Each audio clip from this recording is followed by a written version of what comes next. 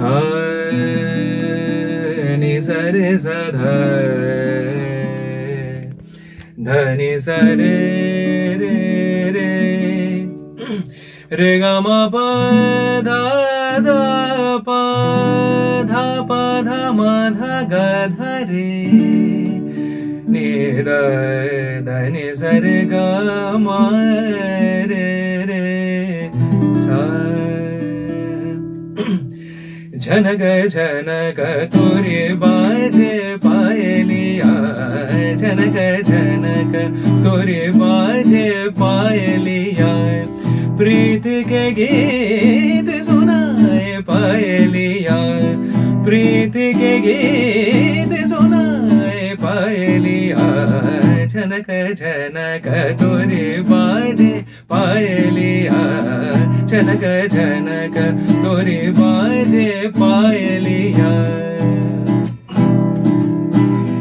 ये कजरारी चंचल अखिया होठ गुलाबी फूल की पतिया ये कजरारी चंचल अखिया होठ गुलाबी फूल की पतिया लट बिखरे तो गाल पे ठहरे लट बिखरे तो गाल पे ठहरे होश जिया के उड़ाए पायलिया झनक झनक तोरे बाजे पायलिया झनक झनक तोरे बाजे पायलिया प्रीत के गीत सुनाए पायलिया प्रीत के गीत सुनाए पायलिया झनक झनक तोरे बाजे पायलिया।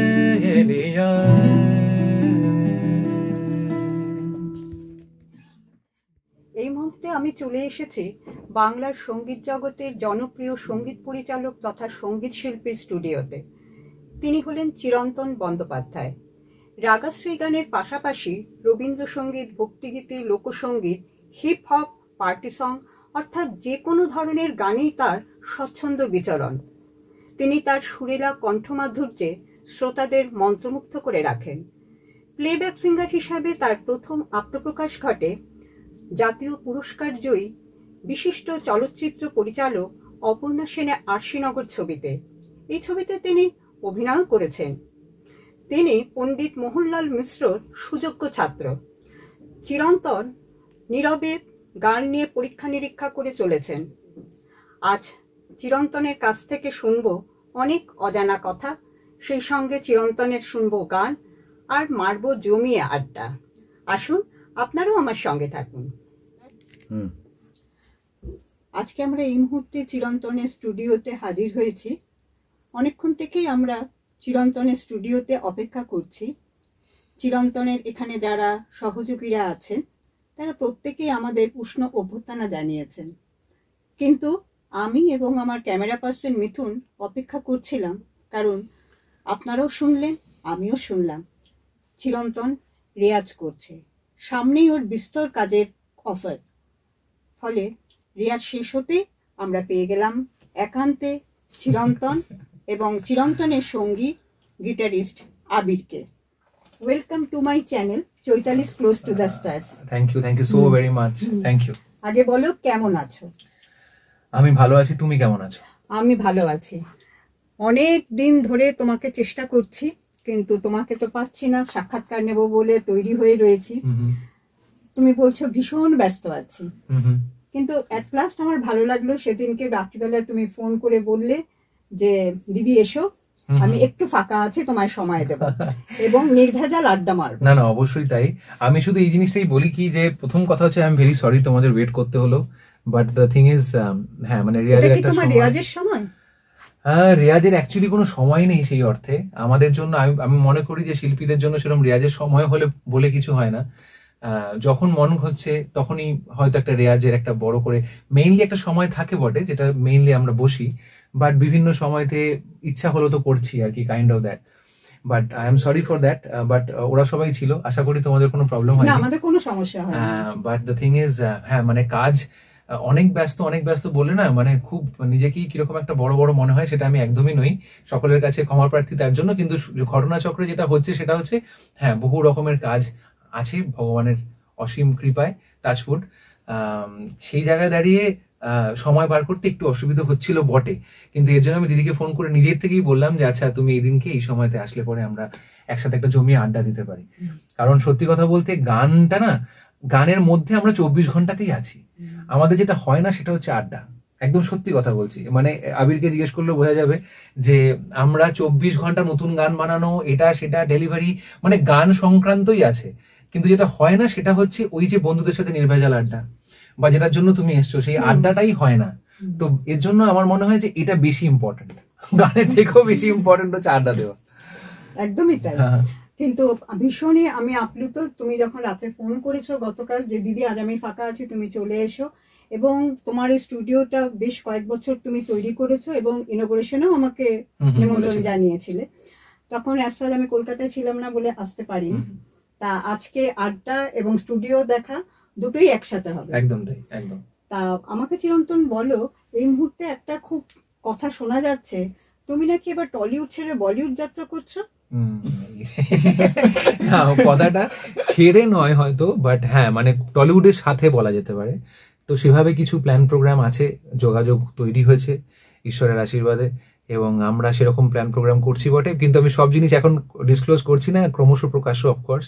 বাট হ্যাঁ মানে যারা যারা আমাকে ভালোবাসেন, আমার গান ভালোবাসেন, আমার মিউজিক ভালোবাসেন, আমাদের ভালোবাসেন, সবচেয়ে বড় কথা অ্যাজ আপ টেম্পো ইউনিট, তাদের সকলকে বলবো যে আমাদের সাথে যুক্ত থাকবেন। আরো নতুন নতুন অনেক রকমের কাজ নিয়ে আসছি। আসলে আমার যেটা মিউজিকের একটা খুব মানে যেটা খুব ইম্পর্টেন্ট জোন লাগে সেটা হচ্ছে যে এই যে ভ্যারাইটি অফ মিউজিক, মানে এটা আমাকে খুব টানে। সারেগামাপা যেখান থেকে আমার জীবন শুরু হয়েছে, সেখানেও ভগবানের আশীর্বাদে অনেক রকম গান গাওয়ার সুযোগ হয়েছিল, এবং মানে অনেক গুণী মানুষের সান্নিধ্য শুধু নয়, তাদের প্রপার ভালোবাসাও পেয়েছি বটে। তো সেই জায়গায় দাঁড়িয়ে তখন থেকে একটা শক্তি সঞ্চয় করেছি যে না, সব রকম গান নিয়ে এগিয়ে যাব। তাই আমার যে কম্পোজিশন বিভিন্ন ছবিতে, বা তুমি যদি শোনো, বা আমাদের যে ইন্ডিপেন্ডেন্ট যে গানগুলো হয়, সেটাও কিন্তু একটা খুব ওয়াইড ভ্যারাইটি নিয়ে, মানে কখনো সেটা রাগাশ্রী হতে পারে, কখনো সেটা ফোক হতে পারে, একদম কন্টেম্পোরারি হতে পারে, রক হতে পারে, পপ হতে পারে। তো এই জিনিসটা আমাদের খবর খুব, মানে ওরও তাই, ও আমার একদমই ভাইয়ের মতন, ওর নাম আবির, ও আমাদের আপ টেম্পো সাউন্ড স্টুডিওর প্রোগ্রামার কাম অ্যারেঞ্জার, এবং অবশ্যই খুব ভালো গিটার বাজায় বলেই ওকে পাশে নিয়ে বসেছি। এবং ঘটনাচক্রে আমার আরেক ভাই বলা যায় গোপাল এই মোমেন্টে আমাদের এই সাক্ষাৎকারে হয়তো থাকছে না, but Gopal is intrinsic part of up tempo sound studio, এবং ও হচ্ছে এখানকার রেকর্ডিস্ট এন্ড মিক্সিং ইঞ্জিনিয়ার। এবং আমাদের আরেক ভাই অজয়, যে আমাদের পুরো ভিডিও ডিপার্টমেন্টটা দেখে।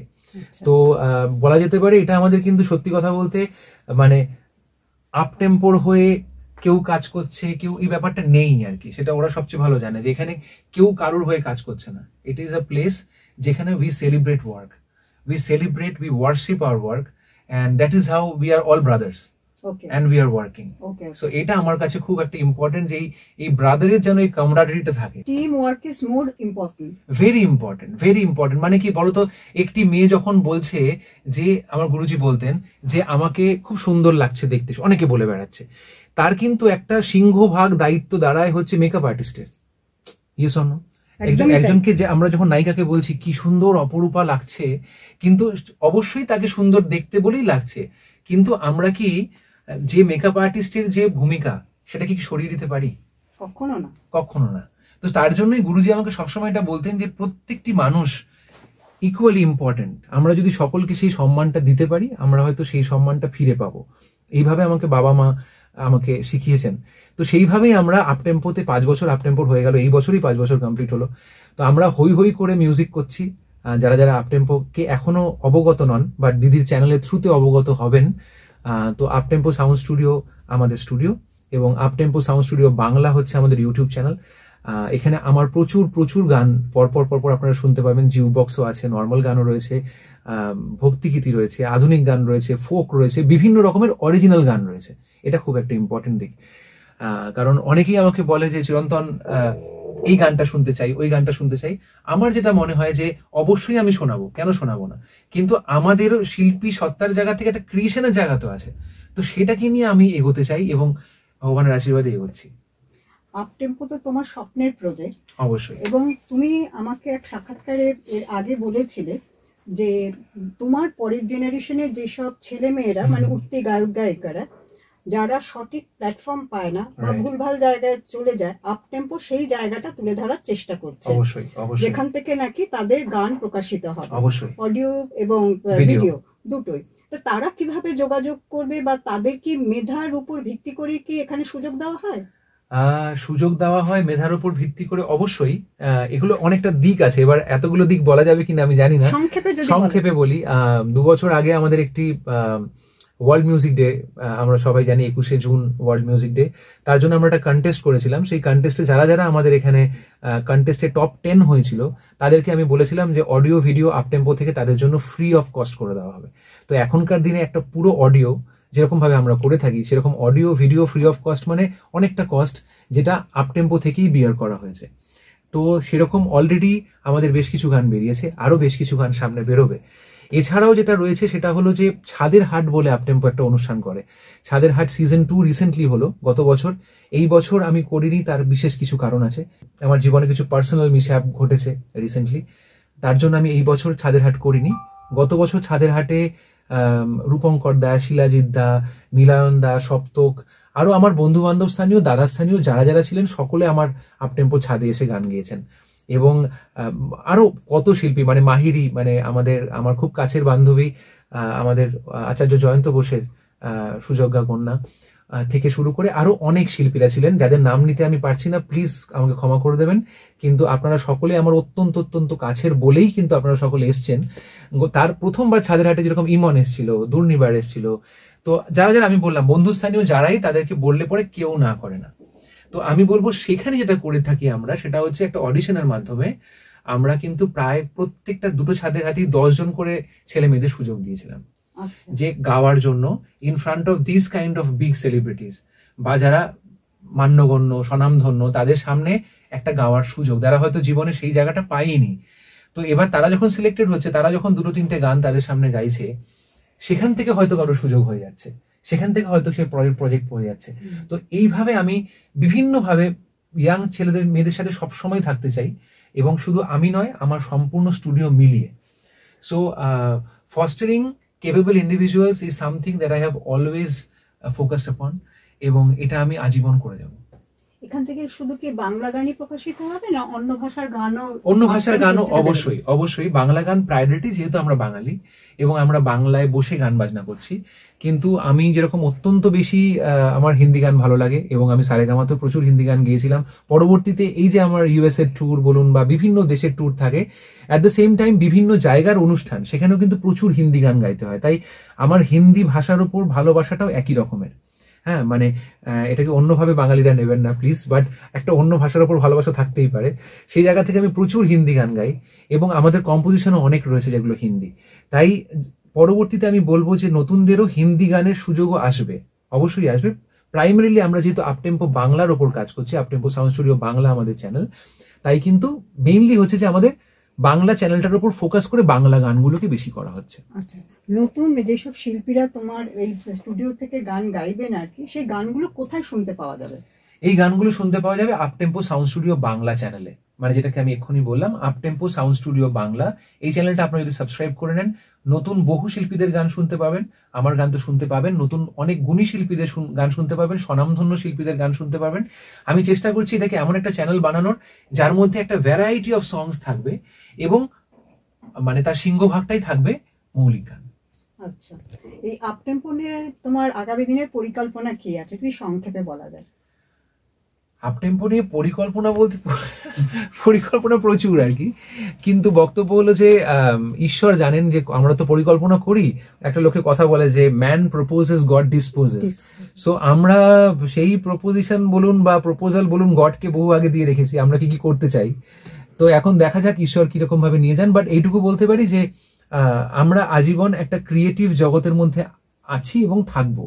মানে এটা যে খুব বেশি বাণিজ্যিক হয়ে যাবে, কারণ আপটেম্পো তো একটা ব্যবসার জায়গা বটেই বটেই, কিন্তু যারা যারা আমার সাথে সব সেলিব্রিটিরাই কলকাতা শহরের প্রায় সকলে আমার এখানে কাজ করেছেন।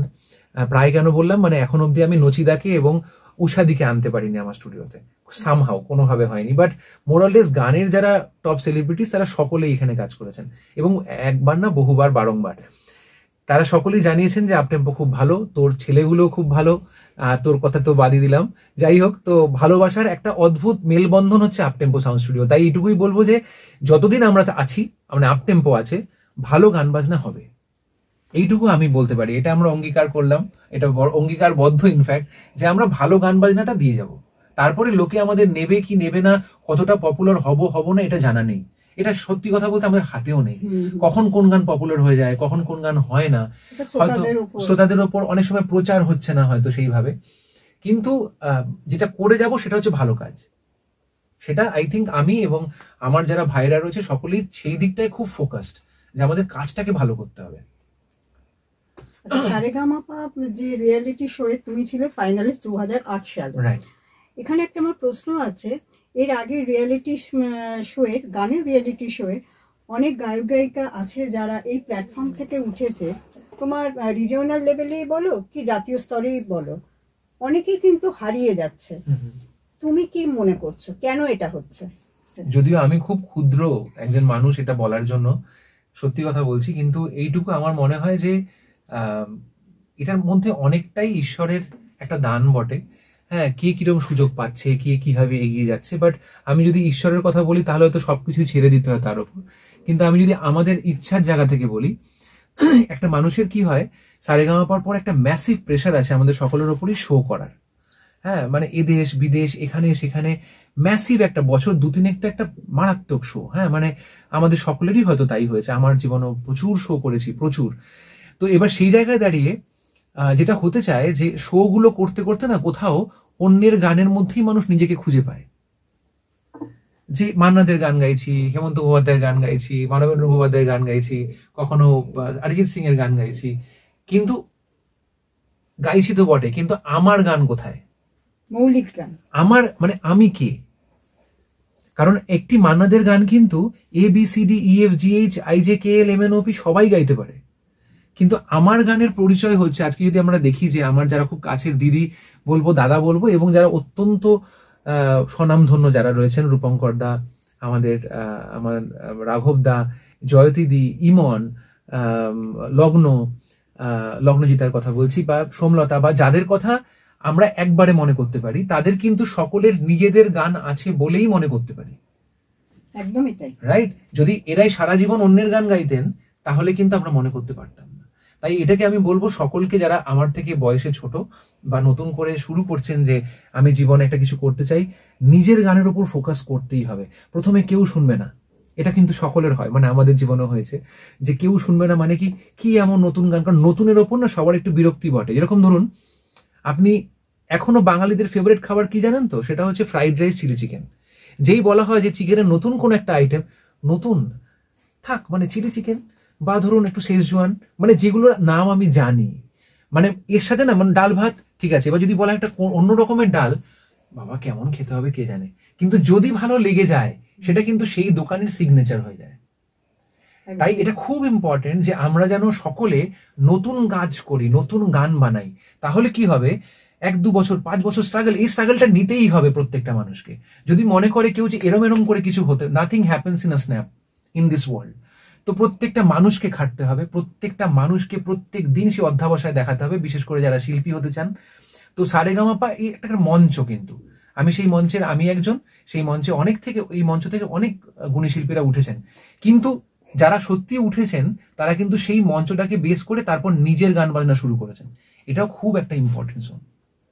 এই মুহূর্তে তো তুমি ভীষণ ব্যস্ত আছো, যার জন্য সাক্ষাৎকারের এত সময় লাগলো আর কি। কি কাজ করছো? তুমি তো সবসময় নীরবে কাজ করতে পছন্দ করো, আর সব থেকে বড় ব্যাপার তুমি ভীষণ প্রচার বিমুখ একজন শিল্পী। প্রচার বিমুখ বলাটা, হ্যাঁ মানে ঠিকই তাই, মানে প্রচার বিমুখ বলতে আমি ছোটবেলা থেকেই তাই। আমি না খুব ক্রিয়েশনে বিশ্বাস করি, রাদার দ্যান ওই আমাকে অনেকে বলছে, চিরন্তন তুই এত গান বার করছিস, তুই এর থেকে একটা গান বার কর এবং সেটাকে আবার 6 মাস পর একটা বার কর, আবার সেটাকে দারুণ করে প্রমোট কর। এবার আমার বক্তব্য হলো না, যদি আমি রবীন্দ্রনাথের ছোটবেলা থেকে রবীন্দ্রনাথের কে নিয়ে বড় হয়েছি, এবার তাহলে রবীন্দ্রনাথ যদি এরকম ভাবতেন তাহলে ওনার 80 বছর বয়স অব্দি হয়তো বছরে 2টো করে গান মানে 160টা গান হতো, যদি আমি ধরি যে 1 বছর থেকে উনি গান লিখছেন। কিন্তু ঘটনাচক্র ওনার 2,500 গান আছে। তার মানেটা কি, যে প্রত্যেকটা গানকে প্রচারের আলোয় নাই এলো, কিন্তু আমার যে সৃষ্টির যে উল্লাস সেটা আমার নিজের কাছে। এবং আমি এটুকু শিওর যে যখন আসবে হয়তো সবকটা গান একসাথে, তখন হয়তো বহু মানুষের কাছে অনেক বেশি অপশনস থাকবে। দেখ, আমার এই গানটাও শুনলাম দারুণ লাগলো, এটাও শুনলাম দারুণ লাগলো। আমরা কোন দোকান থেকে শাড়ি বেশি কিনতে যাই? যে দোকানে শাড়ি বেশি আছে, তাই তো? যদি শাড়ির সংখ্যাই যদি থাকে 10টা, সেই দোকানে কখনো লোক নর্মালি আসে না। তাই আমার ফোকাসটা সবসময় আমাদের সকলকেই ওদেরকে বলি যে let's keep on creating, let's keep on doing the creations. এবং সত্যি কথা বলতে আমার যা বয়স বা যেই জায়গা থেকে আমার সিনেমা বলুন, জিঙ্গল বলুন, আমাদের যেটা আমরা বলছি commercial music, at the same time independent music, সবকিছু মিলিয়ে একটা ম্যাসিভ ভ্যারাইটি রকমের মিউজিক কিন্তু আমার জীবনে হয়ে উঠেছে। মানে আমি বলবো যে বঙ্গবন্ধু শেখ মুজিবুর রহমান, যিনি আমাদের বাংলাদেশের জাতীয় পিতা, তাকে নিয়েও 7 দেশ থেকে 7টি গান বানিয়েছি। মানে আমার বঙ্গবন্ধুকে নিয়ে 7টি গান আছে, এটা বুঝুন। অন্যান্য গান তো ছেড়ে দিলাম। এপার বাংলায় ওপার বাংলার গুণী শিল্পীদের নিয়ে তুমি করেছিলে। একদম তাই, একদম তাই। সেখানে রাঘব দা কখনো গান গেয়েছেন, কখনো জয়তিদি গিয়েছেন, কখনো রূপঙ্কর দা গিয়েছেন, কখনো ও দেশের শামিনা আপা গিয়েছেন। তো ওদের দেশের যারা, মানে বাংলাদেশের যারা, আমার বাংলাদেশের সকলে যারা যারা এখন দেখছেন, আমার প্রচুর বন্ধু বান্ধব। আমি টিপিক্যালি ফ্যান্স কথাটা ইউজ করি না, কারণ আমি মনে করি না আমি এমন যোগ্য হয়েছি যে আমার ফ্যান্স থাকবে। আমার বন্ধুরা যারা আছেন, যারা আমার গান ভালোবাসেন, তারা বহু সংখ্যক আছেন যারা বাংলাদেশ থেকে আমাকে রেগুলার বেসিসে ফলো করেন। তো বাংলাদেশ আমার অ্যাকচুয়ালি বাবা মায়ের জন্মস্থল। তো আমার বাবা মা আমার মা হচ্ছে ফ্রম চিটাগং এবং বাবা হচ্ছে ফ্রম ঢাকা। তো আমি যখনই বাংলাদেশে অনুষ্ঠান করতে গেছি, এটা ম্যাসিভ লেভেলে হসপিটালিটি পেয়েছি। লাস্ট ইয়ারে যখন ইউএস গেলাম, সেখানেও বাংলাদেশ কমিউনিটি শো করলাম। সেখানেও ঘটনাচক্রে আমাকে যে ইউএস নিয়ে গেছিলেন, উনি একজন বাংলাদেশি, সাইফুর ওসমানী, এবং বাংলাদেশের সাথে যেন আমি ওতপ্রোতভাবে জড়িত। তো এবং অনুষ্ঠানগুলো খুব ভালো লেগেছে সকলের। এবং আমি অনুষ্ঠান করেছি বাংলাদেশের অত্যন্ত জনপ্রিয় এবং লেজেন্ডারি সিঙ্গার, আমরা যাকে চিনি, তার নাম সাবিনা ইয়াসমিন। সাবিনা ইয়াসমিনের সাথে কিন্তু আমার 2খানা ডুয়েট শো হয়েছিল। সেটা আমার জীবনে একটি বিশাল বিশাল বড় পাওয়া। যার জীবনে 16,000 গান রয়েছে, 16,000 সংস। তো তো এইভাবে চলছে, পথ এগোচ্ছি, দেখা যাক। বাংলাদেশের প্রধানমন্ত্রী শেখ হাসিনা তো এই অডিও ভিডিওটা দেখেছেন আর কি, বাংলাকে নিয়ে যে তুমি শেখ মুজিবুর রহমানের উপর শ্রদ্ধার্ঘ্য নিবেদন করেছেন। উনি কি বললেন? ওনার সাথে ডিরেক্ট আমাদের কথা হয়নি। এই প্রজেক্টটি আমি আর শুভদীপ মিলে করেছিলাম, আমার খুব ভালো বন্ধু শুভদীপ লিখেছিল গানটা। শুভদীপের কনসেপ্ট ছিল যে আমরা এরকম করে একটি গান, এরকম 7 দেশ থেকে 7টা গান করতে পারি। তো শুভদীপ লেখি এবং পরবর্তীতে আমি সুর করি। আমিও বহু গানে গেয়েছি 7 দেশ থেকে 7টি গান। তার মধ্যে 2টি গান কিন্তু আমাদের মাননীয় প্রধানমন্ত্রী শেখ হাসিনার কাছেও পৌঁছেছে। তার মধ্যে একটি গানের ভিডিও আমাদের কাছে আছে, যে উনি বসে দেখছেন গানটি। হ্যাঁ, তো প্রাণের বন্ধু মানের বন্ধু বঙ্গবন্ধু তুমি বলে একটি গান। এবং উনি জানান যে আমার বাবাকে নিয়ে, মানে শেখ মুজিবুর রহমানকে নিয়ে যতগুলি গান হয়েছে তার মধ্যে এটি অন্যতম। তো এটা আমার জীবনের একটা খুব বড় পাওয়া, যে ওনার মতন একজন মানুষের থেকে এই কথা শুনতে পাওয়া। তুমি তো একজন তরুণ সঙ্গীত পরিচালক এবং সঙ্গীত শিল্পী, কিন্তু খুব অল্প সময়ের মধ্যে তুমি একটা সাফল্যের মুখ দেখেছো। যে কোনো পেশার মানুষেরই কাছে সাফল্যের আড়ালে কিন্তু একটা সংগ্রাম লুকিয়ে থাকে। সেই জার্নিটা তোমার কেমন ছিল? সংগ্রাম তো বলতে গেলে এই তো গ্রাম কভার, গ্রামকে গ্রাম কভার হয়ে যাবে। তো ব্যাপারটা হলো যে সংক্ষেপে হচ্ছে যে সংগ্রামটা অনেকটাই আর কি, টু বি ভেরি অনেস্ট। কারণ হচ্ছে যে সারেগামা পর বললাম যে একটা মানুষ প্ল্যাটফর্মটা পাওয়ার পর না, সংগ্রামটা আরো বেড়ে যায়। কোন জায়গা থেকে বেড়ে যায়? সেটা হচ্ছে মানুষের এক্সপেকটেশন বেড়ে যায়। কিরে তুই এখন কি করছিস, মানে সবার একটা কৌতূহল বেড়ে যায়। আর একটা জিনিস যেটা হয় সেটা হচ্ছে যে মানুষ ভাবে যে আমি এখানে অ্যাকসেপ্টেড হয়েছি মানে আমি ইন্ডাস্ট্রিতে অ্যাকসেপ্টেড হয়ে যাব। সেটা কিন্তু নয়। মানে প্ল্যাটফর্মে অ্যাকসেপ্টেড হওয়া বা আরো 10 জন মিলে তার নাম করছে মানে যে সে ইন্ডাস্ট্রিতে কাজ করছে। আপনারা ভেবে দেখবেন যে যারা সারেগামা পায় পপুলার আর্টিস্ট, বা সারেগামা মানে ইন্ডিয়ান আইডলে পপুলার আর্টিস্ট, তারা কজন হিন্দি ছবিতে কাজ করছে? তারা বাংলায় যারা পপুলার, তারা কজন বাংলা ছবিতে কাজ করছে বা বাংলা ইন্ডাস্ট্রিতে কাজ করছে? ভেরি ফিউ, মানে ভেরি ফিউ, বিকজ ওইখানে অনেকগুলো প্যারামিটার চলে আসে যে আমার গলা কি সেরকম তৈরি হয়েছে যে আমি প্লেব্যাক করতে পারি, হয়তো ভালো, হয়তো লোকে পছন্দ করছে, কিন্তু তার মানেই যে প্লেব্যাক সুলভ গলা হয়ে গেছে সেটা নয়। কারণ প্লেব্যাকের মধ্যে আরো অনেক এক্সপ্রেশন, আরো মডিউলেশন, আরো অনেক কিছু, গলার টোনাল কোয়ালিটি, গলার timber, a lot of things matters in order to become a playback artist. তার উপরে ডেভেলপমেন্ট চলতে থাকে। তারপরে টাকা পয়সার চাপ তো আছেই, ওই সংগ্রাম তো মানে চিরাচরিত সংগ্রাম শিল্পীদের। কারণ আমি যখন সারেগামাপায় ছিলাম তখন ইনফ্যাক্ট আমি একটি কোম্পানিতে ছিলাম, সেই কোম্পানির নাম নিচ্ছি একটা টপ এমএনসি। তো তারপরে কি হয়, 2013 সালে আমি সেই এমএনসি ছাড়ি। সেই এমএনসি যখন ছেড়েছি তারপর থেকে টাকা পয়সার চাপ আরো বেড়ে গেছে স্বাভাবিকভাবে। তো এই সব সংগ্রাম নিয়েই চলছে আর কি। এই সংগ্রামটাকে সংগ্রাম ভাবি না, যেটা ভাবি হচ্ছে যে এটা পথ চলার একটা সঙ্গী। হ্যাঁ, মানে যেরকম ফ্রিকশনাল ফোর্স, ফ্রিকশন যদি না থাকে আপনি হাঁটতেই পারবেন না। ধরুন আপনাকে সাবান জল দিয়ে একটা ফ্লোর করা হয়েছে যে আচ্ছা তাড়াতাড়ি চলতে পারবে, সাবান জল দিয়ে দিই, তার মানেটা কি আপনি কিন্তু একটু এগিয়ে কিছুক্ষণ পড়ে যাবেন। এই যে ফ্রিকশনটা আপনার পেছন দিকে চলছে, কনস্ট্যান্ট ফ্রিকশনাল ফোর্স, এই তার জন্যই কিন্তু আমরা প্রপার ভাবে হাঁটতে পারছি। তাই যে কোনো বাধাকেই আমরা যদি সেভাবে দেখি তাহলে কিন্তু আমরা অনেক তাড়াতাড়ি জীবনে এগোতে পারবো, যে এই বাধার থেকে আমরা এই বাধাটাকে ভিত্তি করে আমরা কি করে এগিয়ে যেতে পারি। তোমাকে প্রথম প্লেব্যাক সিঙ্গার হিসাবে পাই আমরা বিশিষ্ট পরিচালক অপর্ণা সেনের আশিনগর ছবিতে, এবং সেই ছবিতে তুমি অভিনয় করেছো। এটা তো জীবনে একটা পরম প্রাপ্তি। তার সুযোগটা কিভাবে এসেছিল? হ্যাঁ, সুযোগটা কিভাবে এসেছিল, অ্যাকচুয়ালি দেবুদার সাথে আমি তার আগেও কাজ করেছিলাম, দেবজ্যোতি মিশ্রের কথা বলছি, এবং ওনার সাথে আগেও আমার বিজ্ঞাপনের কাজ, ছবির কাজ করার সুযোগ হয়েছে। সেরকম ভাবেই একটি জায়গাতে দেবুদা ডেকে পাঠান যে আমাদের এরকম একটা বড় ছবি আছে, তখন ছবির নাম জানি না, তোরা সবাই চলে আয়। তোরা সবাই বলতে আমি শতদল আর আরেকজন সিঙ্গারকে উনি ডেকেছিলেন, আমরা সব গেছিলাম। তো যাওয়ার পর উনি বললেন যে আচ্ছা এরকম একটা গান আছে, গা দেখি। তো তখন আমরা কিছুই জানি না, কার ছবি কিনা কিছুই জানি না। পরবর্তীতে যখন গেয়ে ফেললাম, তারপরে যখন একদিন রিনাদি এলেন, অপর্ণা সেন এলেন আমাদের সকলের সাথে দেখা করতে, এবং পরে জানলাম যে আমরা ওনার ছবির জন্যই গান গিয়েছি। তো ইট ওয়াজ এ হিউজ থিং। আর তার পরবর্তীতে উনি আমাকে দেখে বললেন যে আচ্ছা তোকে না খুব নায়ক নায়ক টাইপের দেখতে, তো মানে তো সত্যি কথা বলতে এটা অপর্ণা সেনের মুখ থেকে শুনতে পাওয়া একটা বিশাল বড় ব্যাপার, মানে কল্পনার বাইরে। মানে যিনি উত্তম কুমারের সাথে কাজ করেছেন, সৌমিত্র চ্যাটার্জির সাথে কাজ করেছেন, বা এত সুপুরুষদের সাথে কাজ করেছেন, সে যদি এই কথা বলে, একটু নিজেই তুমি একজন ইনস্টিটিউশন অ্যাবসলিউটলি। তো সেখানে উনি যখন বললেন যে শোন না, তুই কি যদি কখনো অভিনয়ের কথা ভেবেছিস, তাহলে যদি এই ছবিটাতে অভিনয় করার যদি সুযোগ হয় তো কেমন হয়। আমি বললাম যে আসলে আমি একটা জিনিস পরিচয় দিই, যে আমার দাদা, মানে জ্যাঠতুতো দাদা হচ্ছে অনিন্দ্য পুলক ব্যানার্জি। হ্যাঁ, তো আপনারা বহু লোকেই চেনেন এবং অত্যন্ত জনপ্রিয় একজন অভিনেতা। তো আমার জ্যাঠতুতো দাদা, মানে আমরা জ্যাঠতুতো খুড়তুতো ভাই। তো এবার সেখানে দাদাও ছবিটায় অভিনয় করছিল ঘটনাচক্রে। তখন ও বললো তোকে রিনাদি এরকম বলেছে, তাহলে তো কোনো কথাই নেই, আমাদের প্রথম ছবি ওটা, মানে আমাদের দুই ভাইয়ের প্রথম ছবি ওটাও।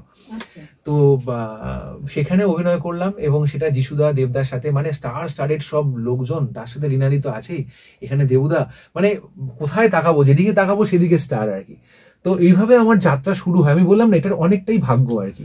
মানে কিভাবে আমাকে যিশুদা এই কথাটা বলছে যে তোর জীবনের প্রথম ছবি রিনাদির সাথে, আমার জীবনে হয়তো 80 নম্বর ছবি রিনাদির সাথে।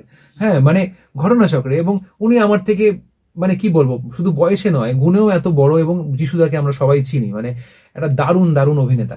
সেই জায়গায় দাঁড়িয়ে ঘটনাচক্রে হয়তো রিনাদির সাথে পালা পড়েছে 80 নম্বর ছবিতে, আবার ধরো আমার 1 নম্বর ছবিতে, এটা সব এখানে লেখা থাকে, ঠিক আছে? তো মানে এই যে 4 আঙুল। তো কিন্তু হ্যাঁ, মানে সেটা করার পরেও যে একটা ম্যাসিভ ভাবে ইন্ডাস্ট্রি ক্লিক করে গেছে নয় কিন্তু। কারণ হলো তারপরে লোকে জানলো, সেখান থেকে অভিনয় করলাম, স্টার জলসা অভিনয় শুরু করলাম সিরিয়ালে। কিন্তু যেটা হলো সেটা হচ্ছে যে মানে দারুণভাবে যে পরপর অফার আসছিল সেটা নয়, আমার সেটা আসে কিন্তু 2017, 18 অনওয়ার্ডস। 18তে আমার পরপর 6টা সিনেমা রিলিজ করে, অনেকগুলো পরপর, দ্বিখণ্ডিত, আমাদের আমি নামগুলো এখন, কুয়াশা যখন, অফকোর্স কুয়াশা যখন আমার জীবনের একটা মাইলস্টোন ছবি। কারণ এই ছবিটার বেশ কিছু গান আমার মানে মির্চি টপ 20-তে বেশ কিছু দিন ছিল, 3.5-4 মাস ধরে, টপ 20 না টপ 10-এও ছিল 3-4টে গান। তো এছাড়াও আমাদের দ্বিখণ্ডিত রয়েছে, নেটওয়ার্ক রয়েছে, অন্তঃসত্ত্বা থেকে শুরু করে আরো অনেকগুলো ছবি 2018তে রিলিজ করে। 19-এও বেশ কিছু ছবি করি। তারপর 20তে অসাধারণভাবে চলে আসে হচ্ছে কোভিড, এই কোভিড আসার পরে আমাদের সকলের একটা যেরকম ভাবে মুভমেন্টটা ছিল সব আর্টিস্টদেরই অদ্ভুত ভাবে বিঘ্নিত হয়। কোভিডের পরে আমিও কিছু ছবি করেছি, সেগুলো আন্ডার টাইমসের জন্য, সেটা অন্যান্য ছবি, বাংলাদেশের ছবি করেছি। কিন্তু তার পরবর্তীতে ওয়েব সিরিজ যখন বাড়তে শুরু করলো, টু বি ভেরি অনেস্ট, যে ওয়েব সিরিজে যে মারাত্মকভাবে আমি এখন অব্দি কাজ করি সেটা নয়, ছবিটাই বেশি করেছি। পরবর্তীতে বিজ্ঞাপনের কাজ, অনেক রকমের কাজ, সেটা বিভিন্ন ব্র্যান্ড, কখনো বাজার কলকাতা, কখনো বিভিন্ন রকমের ব্র্যান্ড, সব ব্র্যান্ডের নাম এক্ষুনি নিচ্ছি না, কিন্তু বিজ্ঞাপনের একটা বড় কাজ আমরা করে থাকি। তো এইটুকুই বলবো যে ওই রিনাদির শুরুটা, এটা একটা আমার জন্য এটা সারা জীবনে বলার মতন একটা শুরু আর কি। তোমার কোয়েশ্চেনে যদি ফিরে যেতে হয়, বলছি তোমাকে অনেকদিন ধরেই অভিনয় আর আমরা পাচ্ছি না, সেটা কি গানের কারণেই? তুমি কি বিরতি নিয়েছো গানের জন্য অভিনয় থেকে? বেশ কিছু ধারাবাহিকেও অভিনয় করেছিলাম, সেখানে সেটা শর্ট ফিল্মও করেছি, ছবিও করেছি, কিন্তু হ্যাঁ মানে অভিনয়টা থেকে অ্যাকচুয়ালি কি মানে jack of all trades master of none হতে চাই না প্রথমত। আরেকটা হচ্ছে যে আপ টেম্পো হয়ে যাওয়ার পর থেকে এখানে আমাদের কাজ যেভাবে এসছে ভগবানের আশীর্বাদে, অনেক ক্লায়েন্টের কাজ থাকে, সেগুলোকে দেখতে হয়, তার সাথে আমার গান রয়েছে, পারফরমেন্স এবং সঙ্গীত পরিচালনা, তারপরে গিয়ে অভিনয়। এবং অভিনয় একটা ফুল টাইম, আমরা জানি একটা ফুল টাইম একটা পেশা। এবার আমরা যখন সিরিয়াল করতাম সকাল 9টার মধ্যে ঢুকতে হতো, 9:30টার মধ্যে ঢুকে যেতাম, একটা হয়তো অনেকগুলো সিন আছে সেই দিনকে, হয়তো রাত 9টা 9:30টায় ফিরছি, 10টায় ফিরছি, সেটা ফিরে এসে আবার গান বাজনা করাটা এটা অ্যাবসলিউটলি ইম্পসিবল হয়ে যাচ্ছিল। এবং সেই জায়গা থেকে তখন ভাবা যে ঠিক আছে, যদি পারি মোটামুটি অভিনয় ঈশ্বরের আশীর্বাদে 2 দিন পরেও করা যাবে, কিন্তু যেটা সত্যি ভালোবাসা, যেটা আমার মেইন কোর কম্পিটেন্সি বলা যেতে পারে, ভালোবাসা বলা যেতে পারে, সেটা মিউজিক, সেইটাকে যেন আরো মন দিয়ে করতে পারি। তার জন্য তুমি মানে আপাতত একটু বিরতি আছে বটে।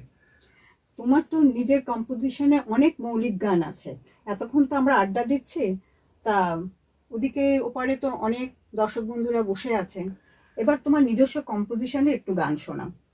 আমি তো শুনবো, ওপারে যারা বসে আছেন তোমার এই সাক্ষাৎকার দেখছেন তারাও শুনবেন। কোন মুঠোতে ধরবি জীবন, বাঁধবি কোথায় ঘরে, মাটির দেহ মাটি হবে, হবি সবাই পরে। কোন মুঠোতে ধরবি জীবন, বাঁধবি কোথায় ঘরে, মাটির দেহ মাটি হবে, হবি সবার পরে। এই কালের গভীর জল, ওরে বড়ই যে অতল, এই কালের গভীর জল, ওরে বড়ই যে অতল। এই যাওয়া আসারে সংসারে হিসেব মেলায় কে, এই যাওয়া আসারে সংসারে হিসেব মেলায় কে, আমি যে কার কে যে আমার জবাব দেবে কে, আমি যে কার কে যে আমার জবাব দেবে কে, আমি যে কার কে যে আমার জবাব দেবে কে। নারীর টানে বাঁধলি যারে, সেও যাবে তোর হাতটি ছেড়ে।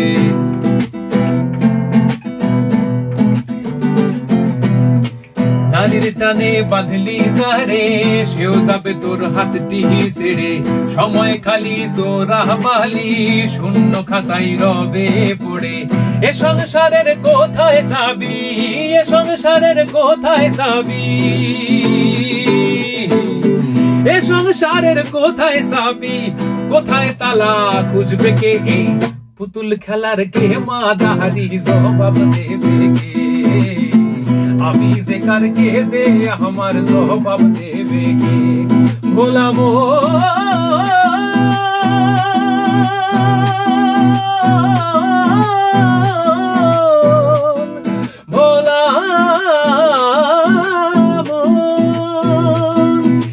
কালের গভীর জল, ওরে বড়ই যে অতল, এই কালের গভীর জল, ওরে বড়ই যে অতল। একটা তো গান শোনা হলো, এবার তোমার কম্পোজিশনে আরেকটা গান শুনবো। তোমার অভিমানিনী আছে, জুকবক্স মিউজিকে তো বেশ কিছু গান আছে। তুমি তো ফোক এর মধ্যে তোমার বাউল গান, ভাটিয়ালি, তুমি তো অসাধারণ গাও। এখানে একটা মানে গানের আগে একটা ছোট প্রশ্ন, একজন শিল্পী তিনি ভক্তি গীতি গাইছেন, রবীন্দ্রসঙ্গীত গাইছেন, লোকসঙ্গীত গাইছেন, হিপ হপ গাইছেন, পার্টি সং গাইছেন, এই মানে যে ব্যালেন্সিং তুমি করো কি করে? অথচ প্রতিটি গানই কিন্তু শ্রুতিমধুর। এটা তো বলা মুশকিল, এটা ঈশ্বর করাচ্ছেন, করছি। উনি যা ভাব দিচ্ছেন, আমি প্রচন্ড একজন স্পিরিচুয়াল পার্সন, আমি খুব বিশ্বাস করি যে মানে একটা সুপার পাওয়ার যদি কাউকে হেল্প না করে সে কোনো জিনিসই অ্যাটেন্ড করতে পারে না। সেই জায়গায় দাঁড়িয়ে আমার ভালোবাসা বরাবরই বিভিন্ন রকমের গানের ওপর ছিল, কিন্তু ঘটনাচক্রে আমার বিভিন্ন গান, মানে আমার ডিভোশনাল সং এরকম হাজার হাজার লোক শুনবে আমি কখনোই ভাবিনি, কিন্তু সেটাও ঘটনাচক্রে ঘটেছে। ফোকের ক্ষেত্রে ফোকটা ঘটেছে, আবার যখন আধুনিক গান ক্ষেত্রে সেটা হয়েছে। তুমি এটা বলছো hip hop, party song recently আমাদের অনেকগুলো গান পরপর আসছে, নতুন যেগুলো অলরেডি আছে সেগুলো তো আছেই। সব জিনিসই মানুষের সামহাও ভালো লাগছে। এবার সেটা আপনাদের অশেষ ভালোবাসা আমার উপর, এবং আমি বলবো যে ঈশ্বরের করুণা, কৃপা, এইটুকুই বলার, আর কিছুই নেই। শুধু আপনাদের এই ভালোবাসা থাকুক আজীবন আমার ওপর, আমাদের ওপর, যাতে আমরা সবাই দারুণ করে গান বাজনা করে যেতে পারি। এবার শুরু করো, একটু গান শুনবো, আচ্ছা। অনেকক্ষণ আমরা আড্ডা মারছি। তুমি যেহেতু বললে একটি গান গাইতে, এই গানটি গাইছি হলো যে এখন আমার যে কটা গান রিসেন্টলি বেরিয়েছে সবচেয়ে জনপ্রিয় গান, গানের নাম আজ ভাব কালারি। আমি আর সমদীপ্তা মিলে গিয়েছি। গানটি লিখেছেন শ্রী বরুণ। শ্রী বরুণ আমার আগের গানটা যেটা আমি গাইলাম জবাব দেবে কি, ওটাও বরুণদার লেখা। তো অ্যারেঞ্জমেন্ট করেছে আবির, আমিও করেছি বটে, মানে মিলে, বাট প্রোগ্রামিংটা আবিরের করা, এবং মিক্স মাস্টার করেছে গোপাল, ভিডিও করেছে অজয়। এবং সেই গানটা আমরা দু লাইন একটু শুনি, হ্যাঁ, যেটা এখন অনেক আপনারা সকলে মিলে অনেক রিল করেছেন, হয়তো গাইলেই বুঝতে পারবেন গানটা। আমরা যে রিলেশনে বাড়িতে কি সেটা জানে শুনি, না বলিনি, চাকরিটা পেয়ে গেছি, এবার বিয়েটা সেরে ফেলি, এখনো ভাবিনি, বুঝি না হাব ভাব তোর কবে ভাববি আর, কেন যে করছিস তার হলো কি দরকার, সকমারি রিলেশনে মনে কানে ফিউশনে মরছি যে টেনশনে, রোজ রোজ রোজ পারছি না আর নিতে তোকে আর আমি সামলাতে, রাখ তোর ভালোবাসা তোরই কাছে,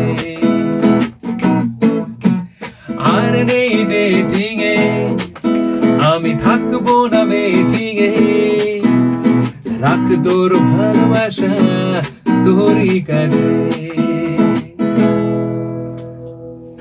বাহ, দারুণ।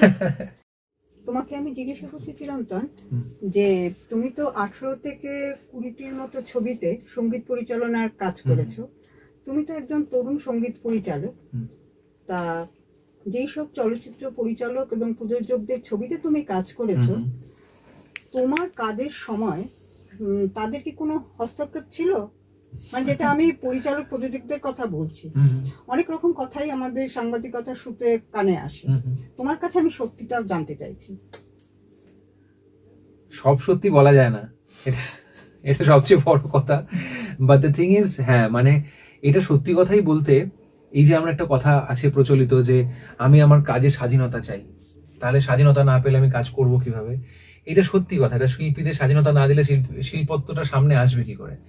আবার এটাও ঠিক কথা, যেহেতু ওনাদের ছবির আমরা একটা পার্ট, মিউজিক ডিরেক্টরদের এটাকে বুঝতে হবে, আমার মনে হয় যারা আমার বয়সী বা আমার থেকে ছোট, যে আমরা কিন্তু ছবির একটা অংশ হয়ে কাজ করছি, মিউজিক।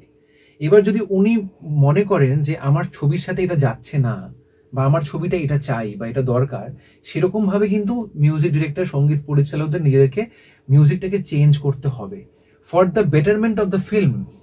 যদি আমার মনে হয় যে আমার কাজে কেউ হস্তক্ষেপ করবে না, তাহলে কিন্তু আমাকে ইন্ডিপেন্ডেন্ট মিউজিক করতে হবে, স্বাধীন মিউজিক। মানে কি, এরকম একটু আগে আপনাকে শোনালাম, এটাতে আমার বলার কেউ নেই, কারণ আমার নিজের গান।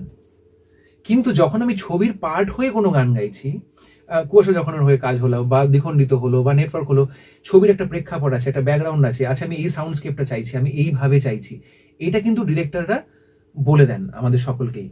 এইবার হচ্ছে যে চলে আসি যদি প্রযোজকদের কথা বলি, প্রডিউসারদের কথা বলি, উনি মেইন টাকা পয়সা আমাদের দিচ্ছেন, টু বি ভেরি অনেস্ট। আমি এই ব্যাপারে প্রচন্ড প্রফেশনাল। তো আমরা যদি একটা দোকানে গিয়ে খাবার খাই, দোকান থেকে যদি যে কোনো খাবার আমাকে রান্না করে দেওয়া হয়, আমি কি যদি যদি খাবারটা পছন্দ না হয়, আমি কি কিছুই বলবো না?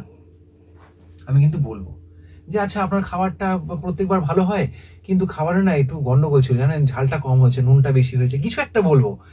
এটা কিন্তু বলছি কেন কি, আমি কাস্টমার এবং আমি টাকাটা দিচ্ছি। তো প্রযোজক যিনি আছেন, ওনার পকেট থেকে কিন্তু সকল টাকা পাচ্ছে। তাই প্রত্যেক প্রযোজক যে খারাপ মানে কি উনি কিছু না বুঝে বলছেন, হ্যাঁ যদি কেউ একদম অ্যাবসলিউটলি কিছু না বুঝে বলেন অবশ্যই আমি বলতে পারি যে আপনি কেন কাজের মধ্যে ঢুকে যাচ্ছেন, আমায় করতে দিন তারপরে হচ্ছে। এরকম প্রযোজক আমি দেখেছি বা আমি কাজ করেছি যারা কিন্তু খুব ক্রিয়েটিভ ইনপুট দিয়েছেন, আচ্ছা যে আচ্ছা এটাকে তুমি যদি ইনকর্পোরেট করো চিরন্তন, মানে আমি কাজের মধ্যে ঢুকতে চাইছি না বাট আমি জাস্ট বলছি। So that's was a nice approach, because ওনার ছবি উনি ভাবছেন এবং ডিরেক্টর তারপরে music director. So we have to understand যে আমরা যদি ছবির কাজ করতে চাই, ওয়েব সিরিজের কাজ করতে চাই বা কারোর হয়ে কাজ করতে চাই, সেখানে কিন্তু আমাদের তাদের পার্সপেক্টিভটাকে মাথায় রাখতেই হবে। এখানে যদি আমি ম্যাসিভ ভাবে স্বাধীনতা চাই তাহলে কিন্তু ছবির জন্য সেটা খারাপও হয়ে যেতে পারে।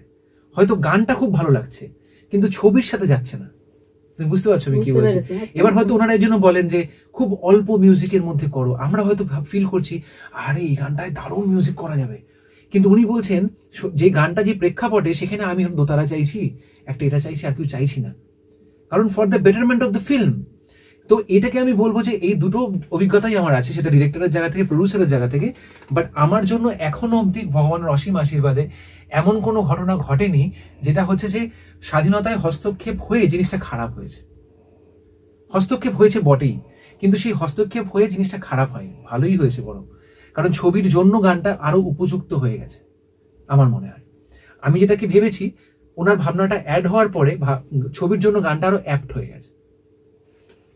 টলিউডের প্রথম সারির চিত্র পরিচালক যারা এই মুহূর্তে রয়েছেন তাদের ছবিতে তোমাকে আমরা সঙ্গীত পরিচালক হিসেবে পাচ্ছি না কেন? নাকি কথাবার্তা চলছে তুমি আমাদের কাছে গোপন করে রেখেছো? না, এটা না পুরোপুরি ওনারা বলতে পারবেন। হ্যাঁ, মানে আমি যদি প্রথম সারির পরিচালকদের কথা বলি, তাদের মধ্যে যাদের নাম আপনাদের ইমিডিয়েটলি মাথায় আসছে, তারা আমার সাথে যোগাযোগ সবার সাথে রয়েছে। নামগুলো যদি একটু বলা যায়। এখন নাম তো সবাই জানেন, সেখানে সৃজিত দা রয়েছেন, সেখানে কৌশিক দা রয়েছেন, সেখানে কমলেশ্বর দা রয়েছেন, সেখানে ময়ূক মৈনাক রয়েছেন, মানে মৈনাক ভৌমিক রয়েছেন, আরো অনেকে রয়েছেন যাদের ছবি, অরিন্দম শীল রয়েছেন, এরকম অনেক, অঞ্জন দত্ত রয়েছেন, এরকম যাদের ছবি আমি রেগুলার দেখি এবং দেখে অত্যন্ত মানে সেই জিনিসটা পাই আর কি, কিছু না কিছু একটা পেয়ে যাই। তো সেই জায়গায় দাঁড়িয়ে দারুণ দারুণ চিত্র পরিচালক এনারা, ওনাদের সাথে যদি কাজ করার সুযোগ হয় খুব ভালো লাগবে। তোমাদের সকলকেই, আপনাদের সকলকে, যারা যারা শুনছেন তাদের সকলকেই বলছি, এবং শ্রীদা তোমাকে বলছি, কৌশিক দা তোমাকে বলছি, একটা সুযোগ দিয়ে দেখতে পারো। আমার মনে হয় না আমি খারাপ কিছু, এমন কিছু করবো যেটা ছবির জন্য খারাপ হবে। বাট হ্যাঁ, একটা জিনিস হতে চাই যে কি হয়, প্রত্যেকটা ডিরেক্টরের একটা নিজস্ব টিম তৈরি হয়ে যায়।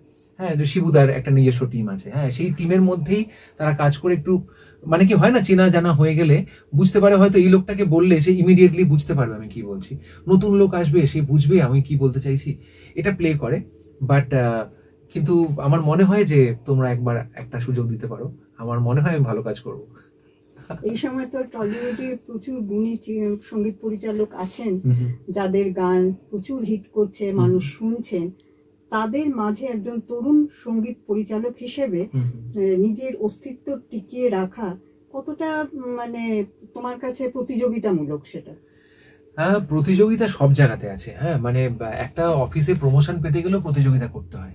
মানে হয়তো 5 জন আছে, তার মধ্যে দুটো সিট আছে যাকে প্রমোট করা হবে, তখন এই 5 জন থেকে 2 জনের মধ্যে প্রতিযোগিতা চলছে। স্কুলে কলেজে তো প্রতিযোগিতার মধ্যেই বড় হয়েছি, কিন্তু আমাদের এখানে প্রতিযোগিতা খুবই আছে, কিন্তু আমি ওটাকে না প্রতিযোগিতা হিসাবে টিপিক্যালি দেখি না। তার কারণ হচ্ছে যে ক্রিয়েশন, রবীন্দ্রনাথের যদি আমি কথা বলি, মানে কবিগুরু যাকে আমরা বলছি, রবীন্দ্রনাথের জীবনে 2500 গান। এই 2500 গানের মধ্যে সাধারণ জনগণ 100টি গানও জানেন না, আমি লিখে দিচ্ছি আপনাকে। রবীন্দ্রনাথের গান 100টি গান সাধারণ জনগণের কথা বলছি, আমরা কিন্তু শিল্পী জগৎ নিয়ে কথা বলছি না। আমরা অবশ্যই বেশি জানবো কারণ আমরা তার মধ্যেই 24 ঘন্টা রয়েছি।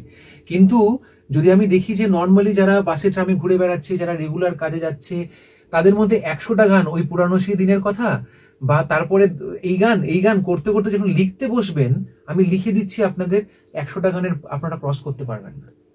তার মানেটা কি, কবিগুরুর যদি এরকম অবস্থা হয়, তার মানেটা কি যে সব গান যে প্রচারের আলোয়, আমি আগের বার বলছিলাম যে সব গান যে প্রচারের আলোয় আসবে নয়, কিন্তু তাই বলে কি আমরা আটকে থাকবো? আমরা করতে থাকবো।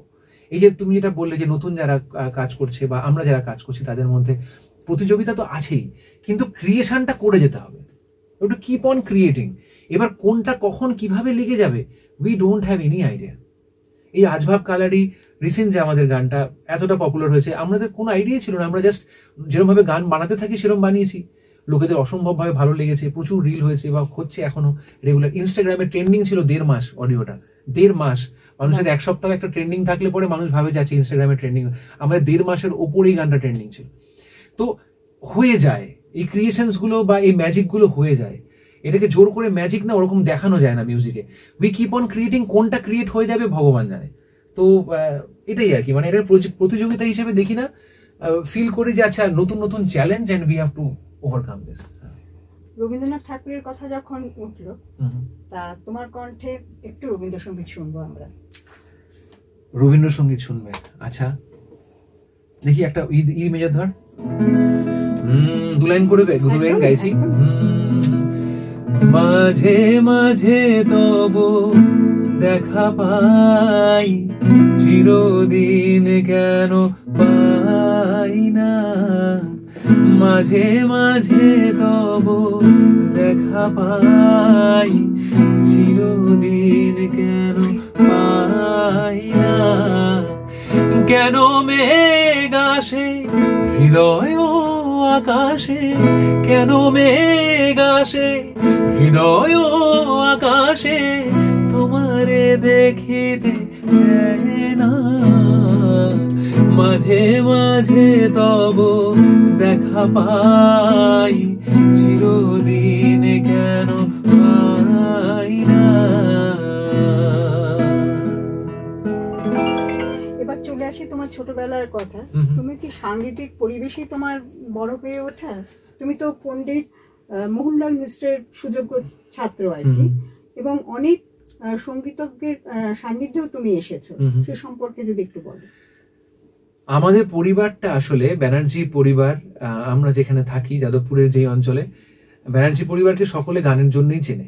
হ্যাঁ, মানে ছোটবেলা থেকে গানের পরিবেশেই বড় হয়ে ওঠা। আমার বাবার কাছে প্রথম গান শেখা শ্রী চন্দন ব্যানার্জি, উনি কিছুদিন আগে লাস্ট 2023-এ 18ই নভেম্বর আমাদের ছেড়ে চলে গেছেন, কিন্তু বাবা হচ্ছে আমার প্রথম গুরু। পরবর্তীতে আমার দিদি এই মোমেন্টে বহু বছর বিয়ের পর থেকে ইউএসএতে আছে, স্যান রেমন ক্যালিফোর্নিয়াতে। তো দিদি আমার পরের গুরু, দিদির কাছে বহুদিন শিখেছি। তার পরবর্তীতে আমার গুরুজির হাত ধরে পথ চলা শুরু।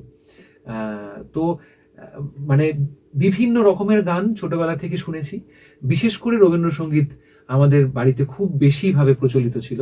এবং এছাড়া পঞ্চকবির গান, ডিএল রায়ের গান, রজনীকান্ত সেনের গান, নজরুলের গান, কাজী নজরুল ইসলামের গান, তো এগুলো সবসময় বাড়িতে চলতে থাকতো। কিন্তু এই যে হিন্দি গানের প্রভাব বা হিন্দি গানের বা এই যে পপ রক জ্যাজ ব্লুজ যেগুলো পরবর্তীতে, এটা কিন্তু গুরুজির সাথে গান শিখতে শিখতে প্যারালালি আমার আরো বিভিন্ন গান শুনতে শুনতে সেই জিনিসটা এসছে।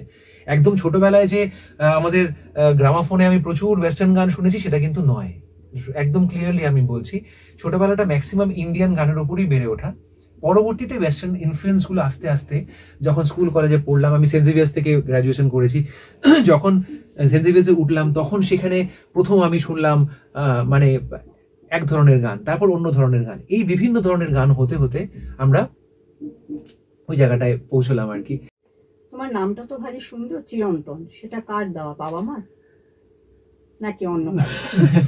চিরন্তন নামটা বাবা মার দেওয়ার নয়, এটা খুব অন্যরকম। তার কারণ হলো আমার যখন জন্ম হয় তখন আমার দিদির 8 বছর বয়স, আমার দিদি আমার থেকে 8 বছরের বড়, তো আমি ওকে লিটল মম বলি আর কি, আমার ছোট মা। তো সেই জায়গায় দাঁড়িয়ে ও মানে ওর ভালোবাসাটা আমার ওপর পুরো মাতৃ সময়ই আর কি, মানে কোনো রকমের দিদি মনে হয় না, আমার মাই মনে হয় ছোটবেলা থেকে। তো সেই দিদির নাম দেওয়া হচ্ছে চিরন্তন। তো আমার বাবার ইচ্ছা ছিল যে আমার নাম আকাশ হবে, আকাশ ব্যানার্জি। মায়ের নাম ইচ্ছা ছিল যে আবির হবে, কিন্তু আলটিমেটলি এবং ও হাসছে কেন, ওর নাম আবির, এবার আবির হবে কারণ আকাশ এবং আবির এই দুটো নাম আমার বাবা মার খুব প্রিয় ছিল। তো কিন্তু দিদি বলল যে বাবা এই নামটা আমার খুব পছন্দ, কারণ নামটার মানে হচ্ছে যে চির নূতন, মানে যে কখনো পুরনো হয় না। তো বাবা মা অদ্ভুত ভাবে সেই 8 বছর বয়সী মেয়েটির কথা শুনলেন এবং আমার নাম হয়ে গেল চিরন্তন। তুমি তো দেশে বিদেশে বিভিন্ন রকমের বহু কনসার্ট করো, তা এখন শ্রোতাদের মধ্যে কি ধরনের গান শোনার তুমি প্রবণতা দেখো? এখন না পুরো এন্টারটেনমেন্ট ভিত্তিক হয়ে গেছে পুরো ব্যাপারটা। হ্যাঁ, মানে পুরো ব্যাপারটা হচ্ছে যে আমি কতটা, তার কারণ হচ্ছে এই যে রিলস চলে আসা, ধরুন এরকম করে একজনকে দেখছি 1 মিনিটে, আরেকজনকে দেখছি 1 মিনিটে, পরের জনকে দেখছি, এই যে ঝটঝট করে সব চেঞ্জেস হয়ে যাচ্ছে, তার মানেটা কি মানুষ বেশি ফিকেল মাইন্ডেড হয়ে যাচ্ছে। মানে আগের মতো ধৈর্য মানুষের চলে গেছে। এবার যতক্ষণ সে দেখছে ততক্ষণ সে সবসময় চাইছে যে আমি যেন এন্টারটেইনড হই। তো এর জন্য আমাদের কাছেও সবসময় সেই রিকোয়েস্টই আসে যে চিরন্তন এটা তো হলো, এবার একটুখানি নাচের গান হোক, এবার একটু আনন্দের গান হোক, এবার একটুখানি পার্টির গান হোক। এটা কিন্তু চলে আসেই। মানে এটা শুধু এদেশ বলে বলবো না, ইন্ডিয়া বলে বলবো না, সেটা বাংলাদেশ, সেটা ইউএস, সেটা যে কোনো দেশে অ্যাক্রস দ্য বোর্ড আমাদের হিসাবটা কিন্তু সেম। এই যে এবার সামনে তো পুজো আসছে, দুর্গাপুজো, এই বছর দুর্গাপুজোতে কি তুমি কলকাতায় থাকছো, না শুনতে পাচ্ছি তুমি আমেরিকাতে কনসার্ট করতে যাচ্ছ? না, এই বছর এখন অবধি যা আমার শিডিউল হয়েছে সেটা হচ্ছে আমি পুজোতে পুনেতে থাকছি, এবং আমেরিকার বেশ কিছু যোগাযোগ এসেছিল বটে, কিন্তু এখন অবধি ফাইনাল হয়ে ওঠেনি, যেহেতু আমি পুনেতে নিয়ে নিয়েছি শোজ ফর পূজা। এবার বছরের শেষে হয়তো যেতে পারি আবার ইউএসএ তে, বাট আমার পুজোর জন্য আমি পুনেতেই আছি। এখন অবধি অষ্টমী নবমীর অনুষ্ঠান আমাদের ফাইনাল হয়ে গেছে, সপ্তমীরটা এখনো কথা চলছে, ফাইনাল হবে। আর তোমার এই কনসার্ট গুলোতে নিজের মৌলিক গান গাওয়ার কি সুযোগ ঘটে, তারা শুনতে চান? হ্যাঁ, আমি বলবো যে আমি টিপিক্যালি যদি এরকম হয় হিন্দি ক্রাউড, মানে যেরকম 31st নাইট বা কিছু, যেখানে প্রপার পুরো হিন্দি ক্রাউড আছে, তো সেখানে তো আমার সেরকম অর্থে প্রচুর হিন্দি গান নেই, কিন্তু যেখানে বাংলা ক্রাউড আছে আমি অবশ্যই নিজের গান গাই। এবং এখন যেহেতু আরো নিজের গানের সংখ্যা আরো অনেক বেড়ে গেছে, আগামীতে আরো অনেক বাড়বে, তো সেই যার জন্য আমার মানে সেখানে লোকেরা শুনতেও চায় এবং অবশ্যই আমি গাই নিজের গান। তোমার তো প্রচুর মহিলা অনুরাগী, এই রে, তাদের সামলাও কি করে? এরকম হ্যান্ডসাম একজন গায়ক, কম্পোজার, অভিনেতা, তাদের সামলাও কি করে? এটা খুব অনুরাগী কতজন আমি জানি না, কিন্তু হ্যাঁ মানে ভালোবাসেন আমাকে অনেকে, মানে মেয়েদের কথা বলছি না কিন্তু, আমি সকলের কথা বলছি। মানে আমি কিন্তু মহিলা অনুরাগী বলেছি। আচ্ছা, মহিলা অনুরাগী, হ্যাঁ মানে সেটা আছে, ঈশ্বরের আশীর্বাদে আছে বটে, কিন্তু যেটা হয়ে থাকে আর কি, যে একটা সময়ের পর সেটা বিশেষ করে আমার বিয়ে হয়ে যাওয়ার পর থেকে ব্যাপারটা খুব ড্রাস্টিক্যালি সেই গ্রাফটা ফাট করে পড়ে যায়, যে কারণ হচ্ছে যে ও আচ্ছা এর তো বিয়ে হয়ে গেছে, অ্যাজ ইফ আমি সবার সাথে বিয়ে করতাম। মানে এরকম একটা অদ্ভুত কনসেপ্ট না মেয়েদের মধ্যে কাজ করে। এটা ছেলেদের অনেক সময় হয় যে মেয়েদের ক্ষেত্রে, আচ্ছা দীপিকা পাদুকোনের বিয়ে হয়ে গেল, সে কি দুঃখ পেলো, অ্যাজ ইফ দীপিকা পাদুকোন ওকেই বিয়ে করতো। হ্যাঁ, তো এরকম একটা ব্যাপার, বাট এরকম নয়।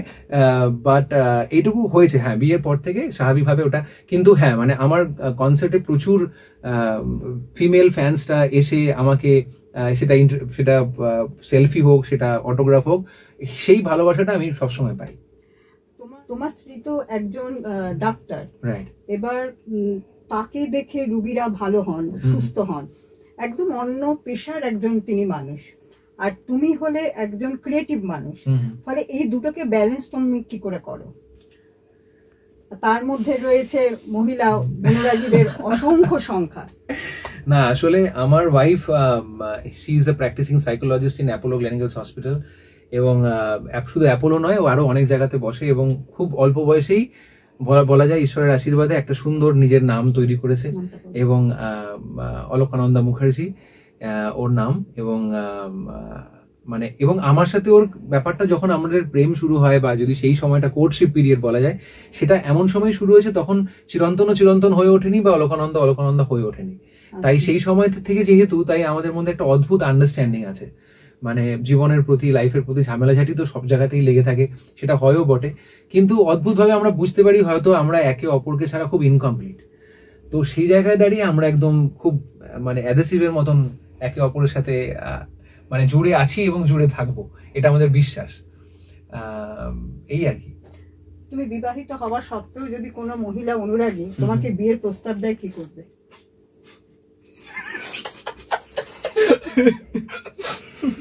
বিবাহিত হওয়া সত্ত্বেও যদি বিয়ের, এরকম একজন সুদর্শন গায়ক, অভিনেতা, এইটা তো আমার বউকে জিজ্ঞেস করতে হবে। ওরা দুজন যদি বোনের মতন থাকতে পারে তাহলে আমার অসুবিধা নেই। কারণ হচ্ছে যে আমরা দেখেছি যে দশরথ, হ্যাঁ ওনার মানে কৌশল্যা, কৈকেয়ী, সুমিত্রা, হ্যাঁ 3 জন বউ ছিলেন, 3 জন বোনের মতন থাকতেন একে অপরের সাথে মিলে, তার দশরথের ভালোই লাগতো।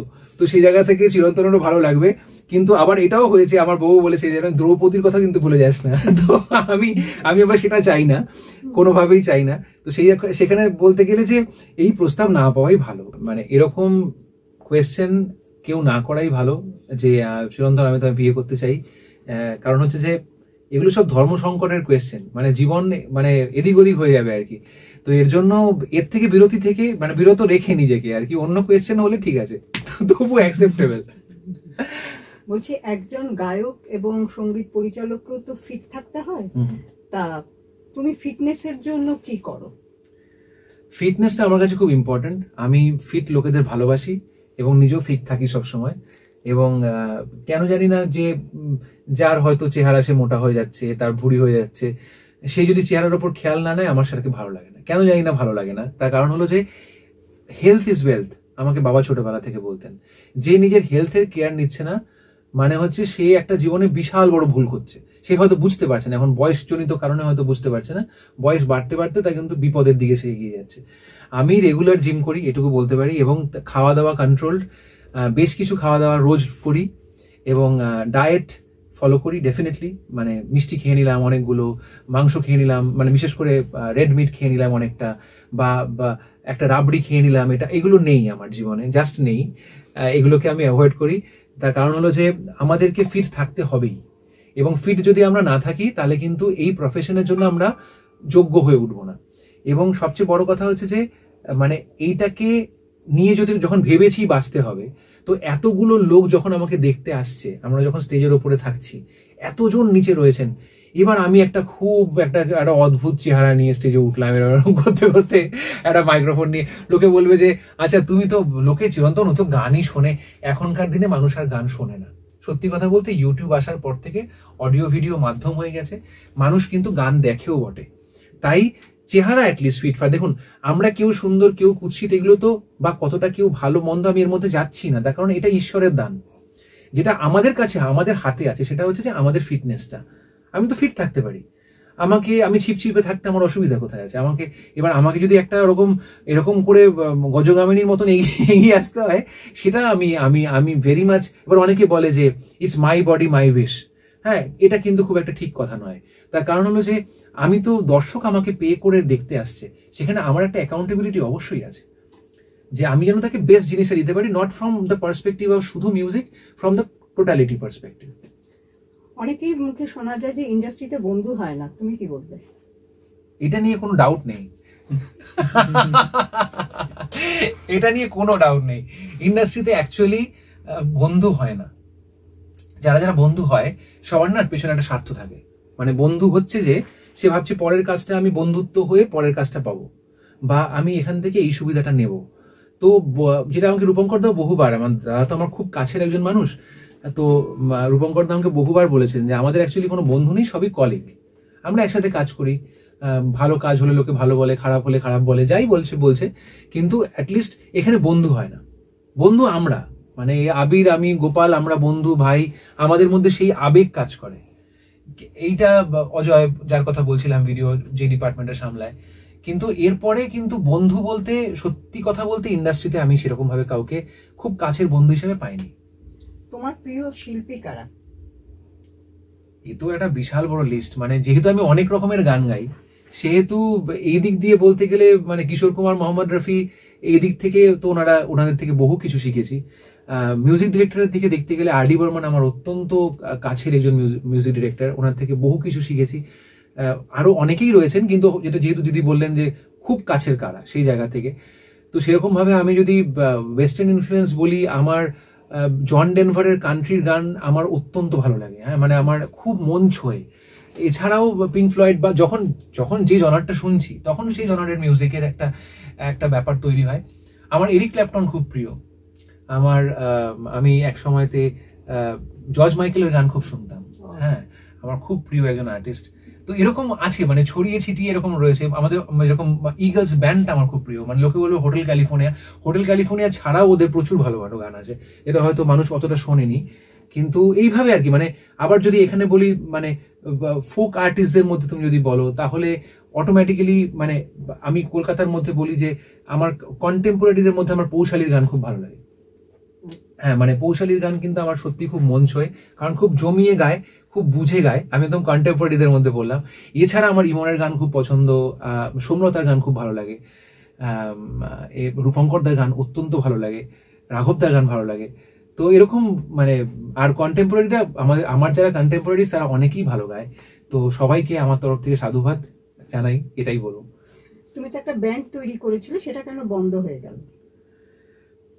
ব্যান্ড তৈরি করে, আমার ব্যান্ড হয়েছিল গোটা 3-4টে ব্যান্ড তো হয়েছিল। তার মধ্যে একটি ব্যান্ড, লাস্ট ব্যান্ডটা ছিল সিবিএল, চিরন্তন ব্যানার্জি লাইভ।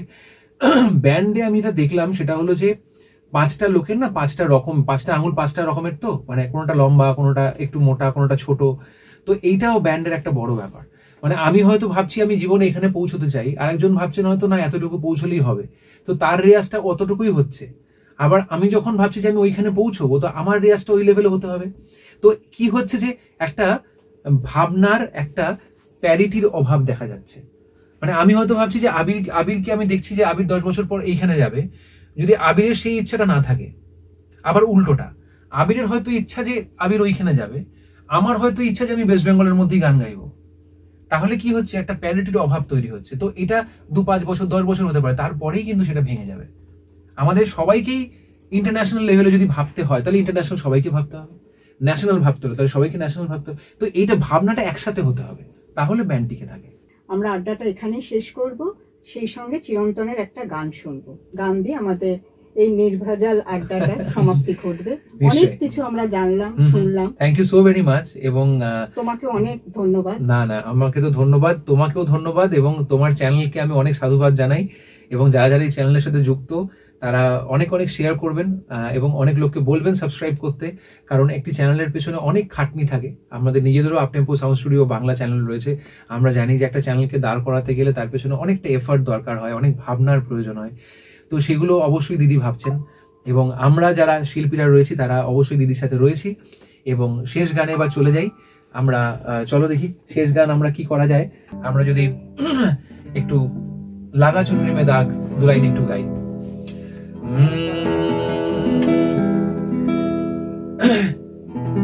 लगा चुनरी में दाग छुपाऊं कैसे, लगा चुनरी में दाग, चुनरी में दाग छुपाऊं कैसे, चुनरी में दाग छुपाऊं कैसे, घर जाऊं कैसे, लगा चुनरी में दाग छुपाऊं कैसे, लगा चुनरी में दाग छुपाऊं कैसे, लगा चुनरी में दाग। हो गई मैली मोरी चुनरिया, कोरे बदन सी कोरी चुनरिया, हो गई मैली मोरी चुनरिया, कोरे बदन सी कोरी चुनरिया, जाके बाबुल से नजरे मिलाऊं कैसे, घर जाऊं कैसे, लगा चुनरी में दाग छुपाऊं कैसे, लगा चुनरी में दाग।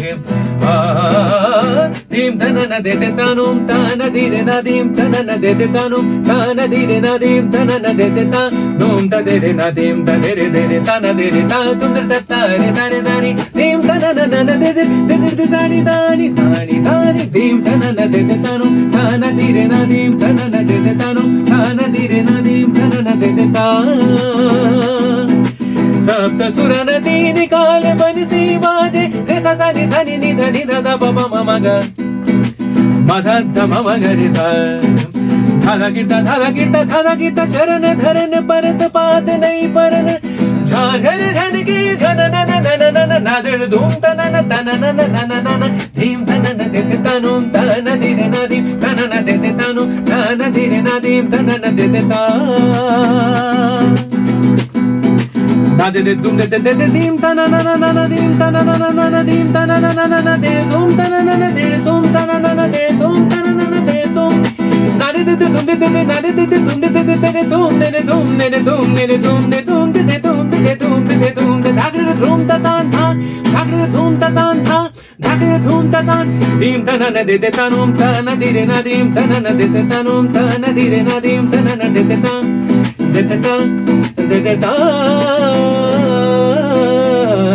Ah